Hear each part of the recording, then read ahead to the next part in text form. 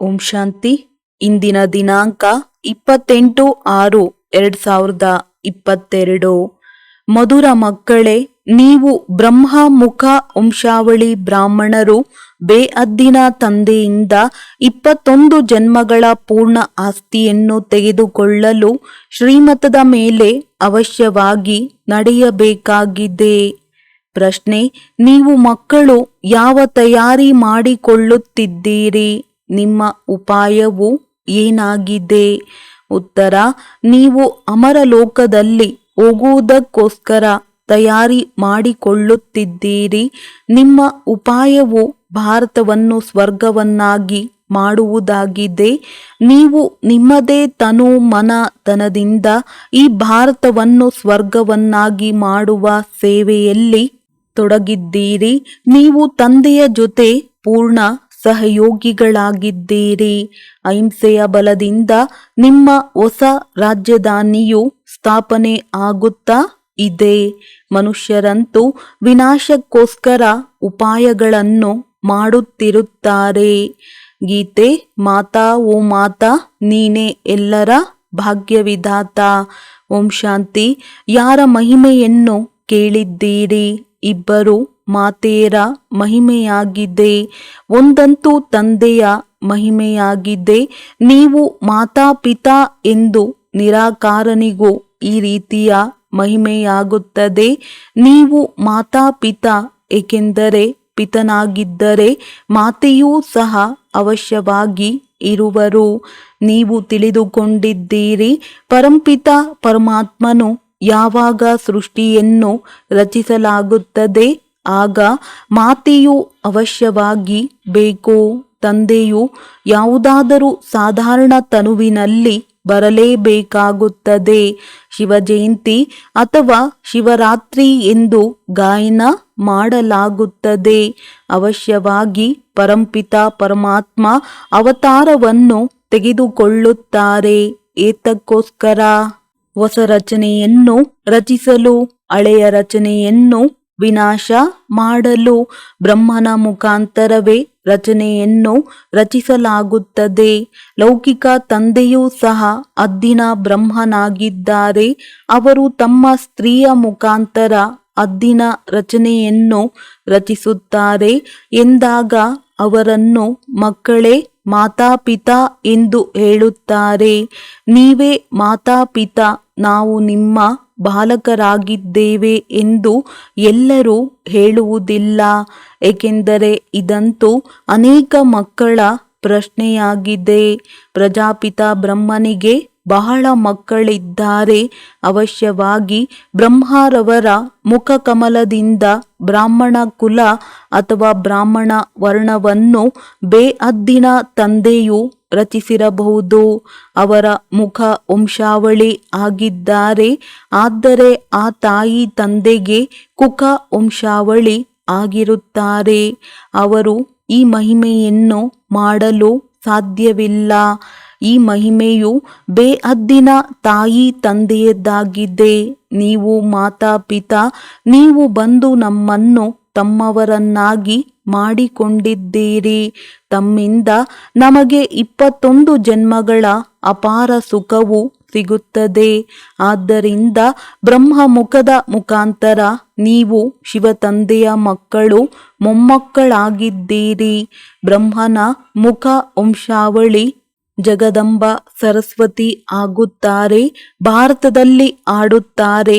ನೀವೇ ಮಾತಾಪಿತಾ ಎಂದಾಗ ಅವಶ್ಯವಾಗಿ ಜಗದಂಬ ಜಗತ್ಪಿತ ಬೇಕಾಗಿದೆ. ಅವರ ಮುಖದ ಮುಖಾಂತರವೇ ನೀವು ಧರ್ಮದ ಮಕ್ಕಳಾಗಿದ್ದೀರಿ. ನಿಮಗೆ ಆಸ್ತಿಯು ಶಿವತಂದೆಯಿಂದ ಸಿಗುತ್ತದೆ. ಈ ಬ್ರಹ್ಮರವರಿಂದಲ್ಲ. ಯಾರಲ್ಲಿ ಪ್ರವೇಶ ಆಗಿದ್ದಾರೆ ಅವರನ್ನು ತಾಯಿ ಎಂದು ಹೇಳಲಾಗುತ್ತದೆ. ತಾಯಿಯಿಂದ ಆಸ್ತಿಯು ಸಿಗುವುದಿಲ್ಲ. ಆಸ್ತಿಯು ಯಾವಾಗಲೂ ತಂದೆಯಿಂದಲೇ ಸಿಗುತ್ತದೆ. ನಿಮಗೂ ಸಹ ಆಸ್ತಿಯು ಬೇಅದ್ದಿನ ತಂದೆಯಿಂದ ಸಿಗುತ್ತಿದೆ. ಭಕ್ತಿ ಮಾರ್ಗದಲ್ಲಿ ಯಾರ ಗಾಯನವಾಗುತ್ತಾ ಬಂದಿದೆ ಅವರು ನಂತರ ಅವಶ್ಯವಾಗಿ ಬರಲೇಬೇಕಾಗುತ್ತದೆ. ಮಕ್ಕಳು ತುಂಬ ದುಃಖಿಯಾಗಿದ್ದಾರೆ. ದುಃಖಧಾಮದ ನಂತರ ಸುಖಧಾಮವು ಬರುವುದಿದೆ. ಸತ್ಯಯುಗದಲ್ಲಿ ಸತೋಪ್ರಧಾನ ಸುಖ, ನಂತರ ತ್ರೇತಾದಲ್ಲಿ ಸ್ವಲ್ಪ ಕಡಿಮೆ, ಎರಡೂ ಕಲೆಗಳು ಕಡಿಮೆ ಎಂದು ಹೇಳುತ್ತಾರೆ. ದ್ವಾಪರ ಕಲಿಯುಗದಲ್ಲಿ ಅದಕ್ಕಿಂತ ಕಡಿಮೆಯಾಗುತ್ತಾ ಹೋಗುತ್ತದೆ. ಈಗ ಈ ಚಕ್ರವನ್ನು ಸುತ್ತಲೇ ಬೇಕಾಗಿದೆ. ಮಕ್ಕಳು ತಿಳಿದುಕೊಂಡಿದ್ದೀರಿ, ಬೇಅದ್ದಿನ ತಂದೆಯೇ ಸ್ವರ್ಗದ ರಚನೆ ಮಾಡುತ್ತಾರೆ. ಅವರು ಅವಶ್ಯವಾಗಿ ಮೊದಲು ಸೂಕ್ಷ್ಮವತನವನ್ನು ರಚಿಸಬೇಕಾಗುತ್ತದೆ, ಏಕೆಂದರೆ ಬ್ರಹ್ಮನಂತೂ ಅವಶ್ಯವಾಗಿ ಬೇಕು. ಬ್ರಹ್ಮನನ್ನೂ ಸಹ ಶಿವತಂದೆಯು ದತ್ತು ಮಾಡಿಕೊಳ್ಳುತ್ತಾರೆ ಮತ್ತು ನೀವು ನನ್ನವರೆಂದು ಹೇಳುತ್ತಾರೆ. ಬ್ರಹ್ಮ ತಂದೆಯು ಹೇಳುತ್ತಾರೆ, ಬಾಬಾ ನಾನು ನಿಮ್ಮವನಾಗಿದ್ದೇನೆ ಎಂದಾಗ ಬ್ರಹ್ಮನು ಶಿವನ ಪುತ್ರನಾದರು. ಶಿವತಂದೆಗೆ 3 ಮಕ್ಕಳಿದ್ದಾರೆ. ಮೂವರ ಚರಿತ್ರೆಯನ್ನು ತಿಳಿಸುತ್ತಾರೆ. ಈ ವ್ಯಕ್ತ ಬ್ರಹ್ಮ ಮತ್ತೆ ಅವ್ಯಕ್ತ ಬ್ರಹ್ಮನಾಗುತ್ತಾರೆ. ನೀವು ಸಹ ವ್ಯಕ್ತ ಬ್ರಹ್ಮನ ಸಂತಾನರು, ನಂತರ ಅವ್ಯಕ್ತ ಸಂತಾನರಾಗುತ್ತೀರಿ. ಇವು ತುಂಬ ಗುಹ್ಯ ಮಾತುಗಳಾಗಿವೆ. ಪರಂಪಿತ ಪರಮಾತ್ಮ ವಿಶ್ವದ ರಚಯಿತನಾಗಿದ್ದಾರೆ. ಮೊಟ್ಟ ಮೊದಲು ಸ್ವರ್ಗವನ್ನು ರಚಿಸುತ್ತಾರೆ. ತಂದೆಯಿಂದ ಸ್ವರ್ಗದ ಆಸ್ತಿಯು ಸಿಗಬೇಕಲ್ಲವೇ? ಈಗ ನಾವು ನರಕದಲ್ಲಿದ್ದೇವೆ. ಯಾವಾಗ ನಮ್ಮನ್ನು ರಚಿಸುತ್ತಾರೆ ಆಗಲೇ ಆಸ್ತಿಯನ್ನು ಅವಶ್ಯವಾಗಿ ಕೊಡುತ್ತಾರೆ. ಈಗ ನಾನು ರಚಿಸುತ್ತಿದ್ದೇನೆ ಎಂದು ತಂದೆಯು ಹೇಳುತ್ತಾರೆ. 5000 ವರ್ಷಗಳ ಹಿಂದೆಯೂ ಸಹ ನಾನು ಹೀಗೆಯೇ ಬಂದು ಬ್ರಹ್ಮರವರ ಮುಖಾಂತರ ಬ್ರಾಹ್ಮಣ ಕುಲವನ್ನು ರಚಿಸಿದೆನು. ಯಾವ ರುದ್ರಜ್ಞಾನ ಯಜ್ಞವಿದೆ ಅದನ್ನು ಬ್ರಾಹ್ಮಣರೇ ಸಂಭಾಲನೆ ಮಾಡುತ್ತಾರೆ. ಆದ್ದರಿಂದ ಇವರು ಬ್ರಹ್ಮಮುಖ ವಂಶಾವಳಿ ಬ್ರಾಹ್ಮಣರಾದರು. ಆ ಬ್ರಾಹ್ಮಣರಿಗೆ ಕುಕ ವಂಶಾವಳಿ ಬ್ರಾಹ್ಮಣರು ಎಂದು ಹೇಳುತ್ತಾರೆ. ಬ್ರಹ್ಮನ ಮುಖ ವಂಶಾವಳಿ ಎಂದು ಹೇಳುವುದಿಲ್ಲ. ಈಗ ನೀವು ಮಕ್ಕಳು ಬ್ರಹ್ಮನ ಮುಖ ವಂಶಾವಳಿ ಆಗಿದ್ದೀರಿ. ಮೊದಲು ಅವಶ್ಯವಾಗಿ ಬ್ರಾಹ್ಮಣರು ಬೇಕು. ಬ್ರಾಹ್ಮಣರನ್ನು ಎಲ್ಲಿಂದ ಸೇರಿಸಿಕೊಂಡರು? ಇಲ್ಲಿ ಶೂದ್ರ ವರ್ಣವಿದೆ. ನೀವು ಮಕ್ಕಳನ್ನು ಈಗ ಬ್ರಾಹ್ಮಣ ವರ್ಣದಲ್ಲಿ ತೆಗೆದುಕೊಂಡು ಬಂದಿದ್ದಾರೆ.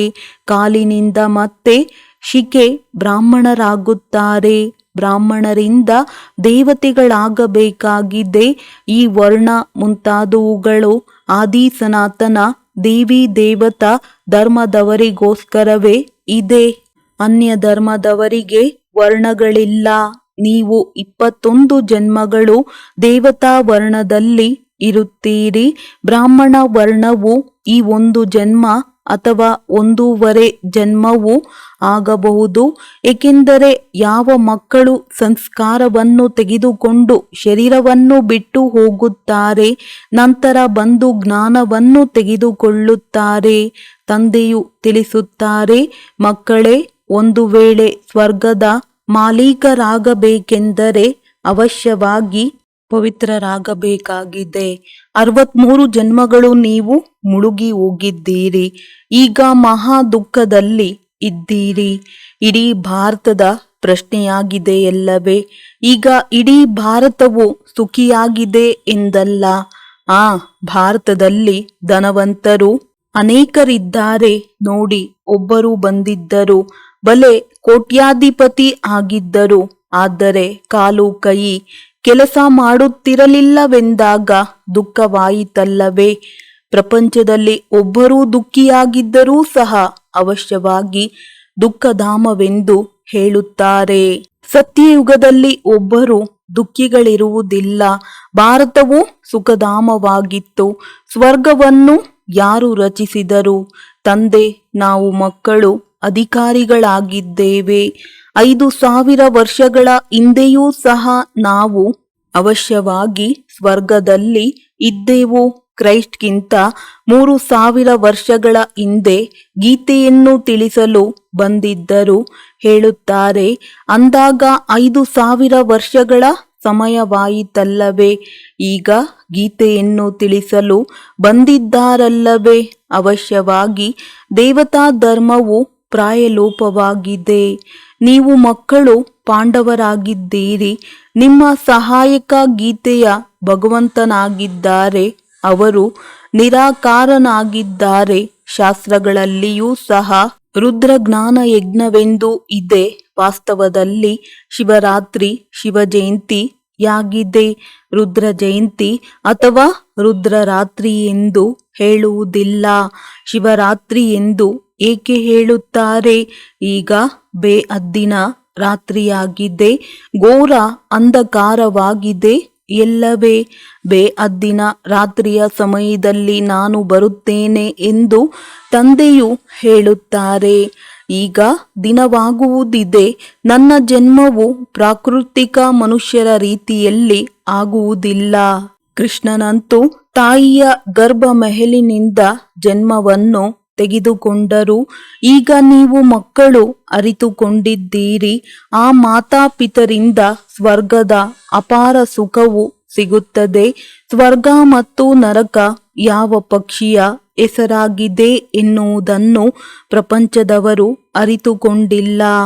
ಈಗ ನೀವು ಇಲ್ಲಿ ಓದಲು ಬಂದಿದ್ದೀರಿ. ಶ್ರೀಮತದನುಸಾರ ನಡೆಯುತ್ತೀರಿ. ಶ್ರೀಮತದಂತೆ ನಡೆಯುವುದರಿಂದ ಸ್ವರ್ಗದ ಶ್ರೀಲಕ್ಷ್ಮೀ ನಾರಾಯಣರಾಗುತ್ತೀರಿ.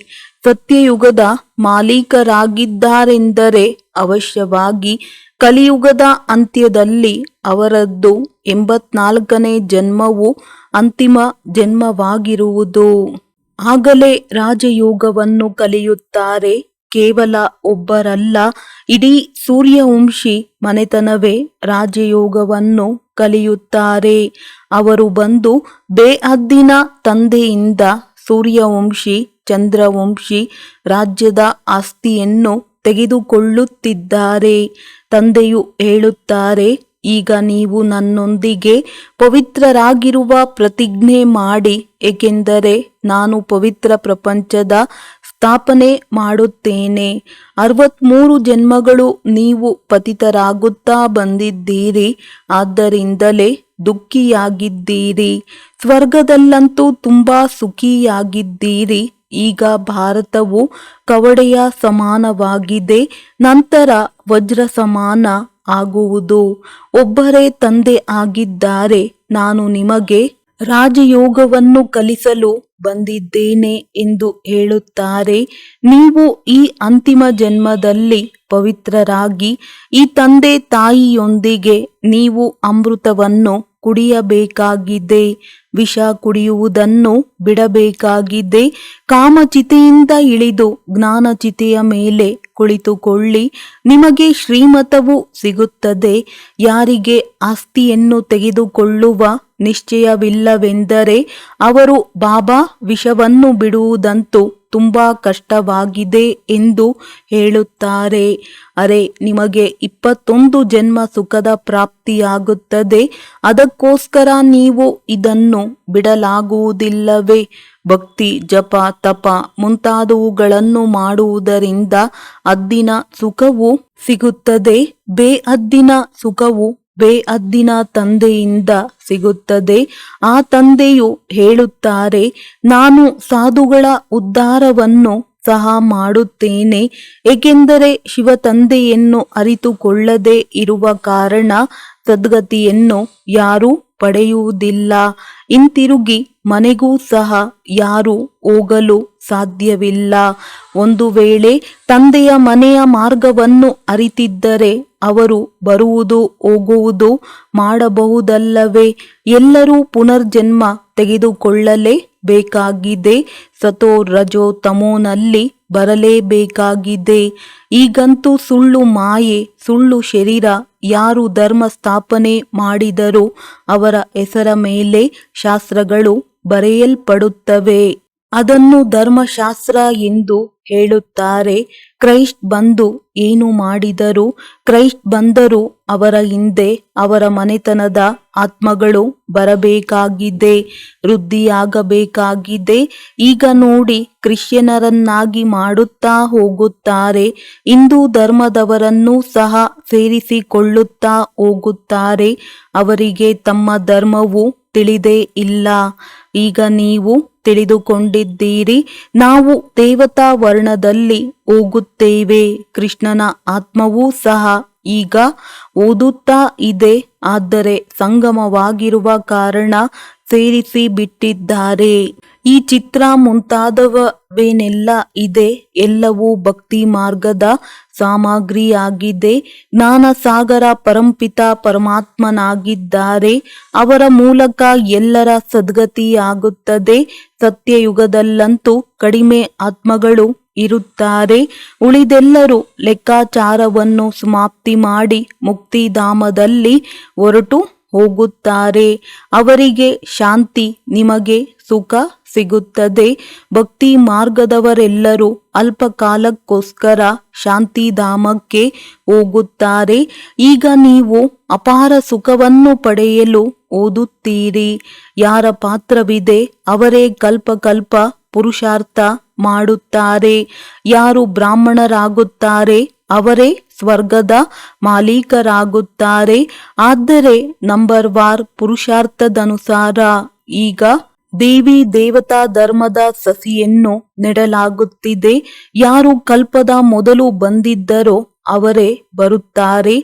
ನಾಟಕವು ನಿಮ್ಮಿಂದ ಪುರುಷಾರ್ಥವನ್ನು ಸಹ ಅವಶ್ಯವಾಗಿ ಮಾಡಿಸುತ್ತದೆ. ಈ ಸಮಯದಲ್ಲಿ ಎಲ್ಲರೂ ಕಲ್ಲು ಬುದ್ಧಿಯವರಾಗಿದ್ದಾರೆ. ಸತ್ಯಯುಗದಲ್ಲಿ ಪಾರಸ ಬುದ್ಧಿಯವರಿರುತ್ತಾರೆ. ಅಲ್ಲಿ ಯಥಾ ರಾಜ ರಾಣಿ ತಥಾ ಪ್ರಜಾ ಪಾರಸ ಬುದ್ಧಿಯವರಿರುತ್ತಾರೆ. ಈಗ ನೀವು ಪಾಂಡವ ಸೇನೆಯಾಗಿದ್ದೀರಿ. ನೀವು ತಂದೆಯ ಸಹಯೋಗದಿಂದ ಸ್ವರ್ಗದ ತಳಪಾಯವನ್ನು ಹಾಕುತ್ತಿದ್ದೀರಿ. ನೀವು ಸ್ವರ್ಗದ ಉಪಾಯವನ್ನು ಮಾಡುತ್ತಿದ್ದೀರಿ. ಅಮರಲೋಕಕ್ಕೆ ಹೋಗಲು ತಯಾರಿ ಮಾಡುತ್ತಿದ್ದೀರಿ. ಉಳಿದ ಯಾರೆಲ್ಲ ಉಪಾಯಗಳನ್ನು ಮಾಡುತ್ತಿದ್ದಾರೆ ಅವರು ತಮ್ಮ ವಿನಾಶಕ್ಕೋಸ್ಕರ ಮಾಡುತ್ತಿದ್ದಾರೆ. ನೀವು ಅಹಿಂಸಕರಾಗಿದ್ದೀರಿ, ಅವರೆಲ್ಲರೂ ಹಿಂಸಕರಾಗಿದ್ದಾರೆ. ಹಿಂಸಕರು ಪರಸ್ಪರ ಯುದ್ಧ ಮಾಡಿ ಸಮಾಪ್ತಿಯಾಗುತ್ತಾರೆ. ನಂತರ ಜೈ ಜೈಕಾರ ಆಗಿಬಿಡುವುದು.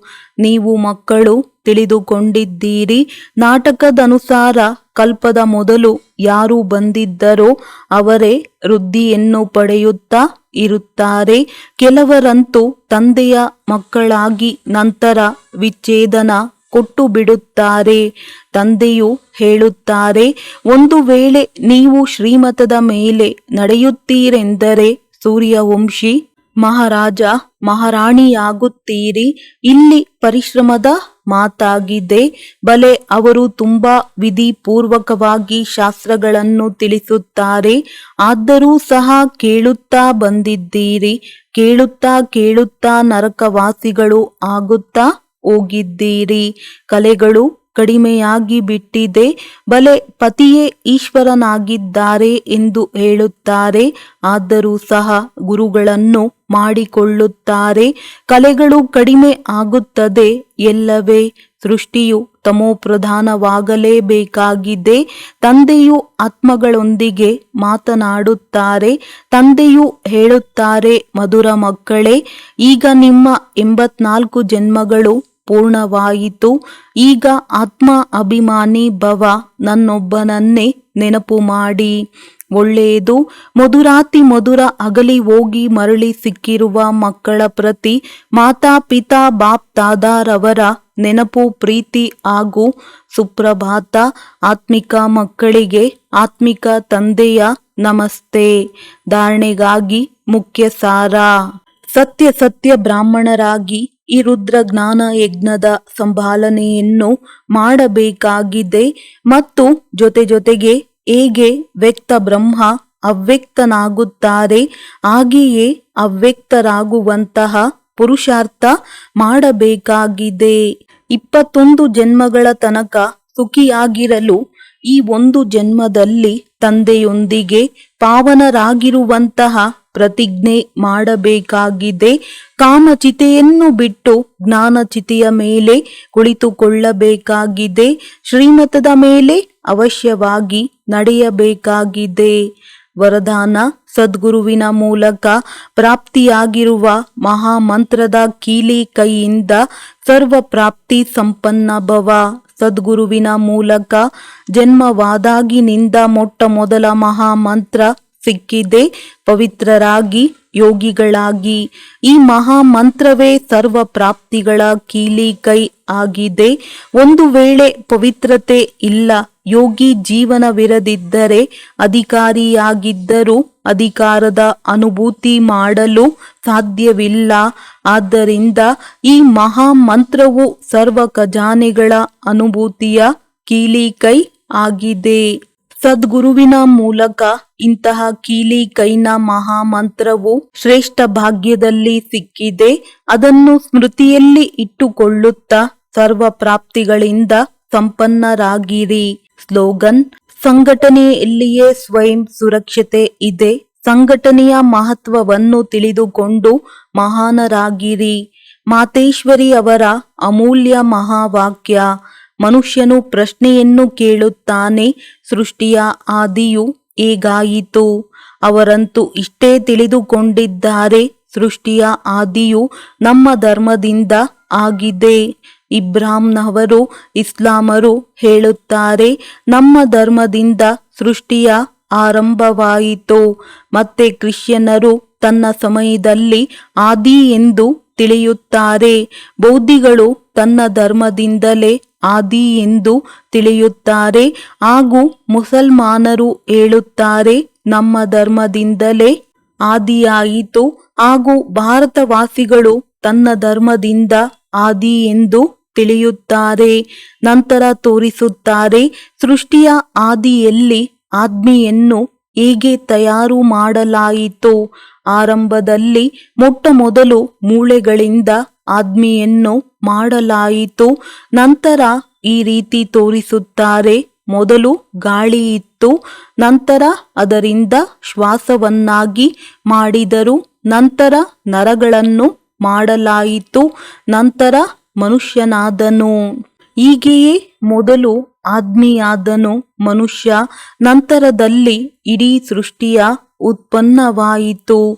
ಈಗ ಇದಾಯಿತು ಮನುಷ್ಯರ ಹೇಳಿಕೆ ಕೇಳಿಕೆ ಮಾತುಗಳು. ಆದರೆ ಸ್ವಯಂ ಪರಮಾತ್ಮನೇ ತಿಳಿಸುತ್ತಿದ್ದಾರೆ, ಸತ್ಯವಾಗಿಯೂ ಸೃಷ್ಟಿಯು ಹೇಗೆ ಉತ್ಪನ್ನವಾಯಿತು. ವಾಸ್ತವದಲ್ಲಿ ಪರಮಾತ್ಮನಂತೂ ಅನಾದಿ ಆಗಿದ್ದಾರೆ. ಅಂದ ಮೇಲೆ ಈ ಸೃಷ್ಟಿಯು ಅನಾದಿಯಾಗಿದೆ. ಆ ಅನಾದಿ ಸೃಷ್ಟಿಯ ಆದಿಯೂ ಸಹ ಪರಮಾತ್ಮನ ಮೂಲಕವೇ ಆಯಿತು. ಗೀತೆಯಲ್ಲಿಯೂ ಭಗವಾನು ವಾಚ ಇದೆ ನೋಡಿ, ಯಾವಾಗ ನಾನು ಬರುತ್ತೇನೆಯೋ ಆಗ ಆಸುರಿ ಪ್ರಪಂಚದ ವಿನಾಶ ಮಾಡಿ ದೈವಿ ಪ್ರಪಂಚದ ಸ್ಥಾಪನೆ ಮಾಡುತ್ತೇನೆ. ಅರ್ಥಾತ್ ಕಲಿಯುಗಿ ತಮೋಗುಣಿ ಅಪವಿತ್ರ ಆತ್ಮರುಗಳನ್ನು ಪವಿತ್ರರನ್ನಾಗಿ ಮಾಡುತ್ತೇನೆ. ಅಂದ ಮೇಲೆ ಮೊಟ್ಟ ಮೊದಲು ಪರಮಾತ್ಮನು ಸೃಷ್ಟಿಯ ಆದಿಯಲ್ಲಿ ಬ್ರಹ್ಮ, ವಿಷ್ಣು, ಶಂಕರ 3 ರೂಪಗಳನ್ನು ರಚಿಸಿದರು. ನಂತರ ಬ್ರಹ್ಮ ಹಾಗೂ ಸರಸ್ವತಿಯ ಮೂಲಕ ದೈವಿ ಪ್ರಪಂಚದ ಸ್ಥಾಪನೆ ಮಾಡಿದರು. ಅಂದರೆ ಸೃಷ್ಟಿಯ ಆದಿಯು ಬ್ರಹ್ಮರವರಿಂದ ಆರಂಭವಾಯಿತು. ಆ ಬ್ರಹ್ಮನನ್ನೇ ಕ್ರಿಶ್ಚಿಯನ್ನರು ಆಡಮ್ ಮತ್ತು ಸರಸ್ವತಿಯನ್ನು ಈವ್ ಎಂದು ಹೇಳುತ್ತಾರೆ. ಹಾಗೆಯೇ ಮುಸಲ್ಮಾನರಲ್ಲಿ ಆದಮ್ ಬೀಬಿ ಎಂದು ಹೇಳುತ್ತಾರೆ. ಈಗ ವಾಸ್ತವದಲ್ಲಿ ಯಥಾರ್ಥವಾದ ಮಾತು ಇದಾಗಿದೆ. ಆದರೆ ಈ ರಹಸ್ಯವನ್ನು ಅರಿಯದ ಕಾರಣ ಒಬ್ಬನೇ ಬ್ರಹ್ಮನಿಗೆ ಬೇರೆ ಬೇರೆ ಹೆಸರುಗಳನ್ನು ಕೊಟ್ಟಿದ್ದಾರೆ. ಹೇಗೆ ಪರಮಾತ್ಮನನ್ನು ಕೆಲವರು ಗಾಡ್ ಎನ್ನುತ್ತಾರೆ, ಕೆಲವರು ಅಲ್ಲಾ ಎನ್ನುತ್ತಾರೆ. ಆದರೆ ಪರಮಾತ್ಮನಂತೂ ಒಬ್ಬರೇ. ಆದರೂ ಇದಂತೂ ಕೇವಲ ಭಾಷೆಯ ಅಂತರವಾಗಿದೆ. ಒಳ್ಳೆಯದು. ಓಂ ಶಾಂತಿ.